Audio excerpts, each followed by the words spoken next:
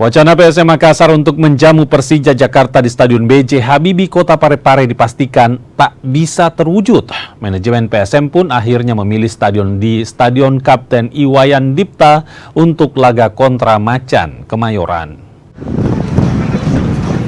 Laga PSM Makassar kontra Persija Jakarta pada pekan 24 Liga 1 2024-2025 kini mulai ada kejelasan. Stadion B.J. Habibie yang diagendakan sebagai lokasi pertandingan awal akhirnya tak bisa terwujud usai stadion itu belum sepenuhnya rampung. PSM pun kini akhirnya mencari venue baru untuk laga kontra Persija Jakarta. Sejauh ini Stadion Kapten Iwayan Dipta di Bali jadi alternatif terakhir.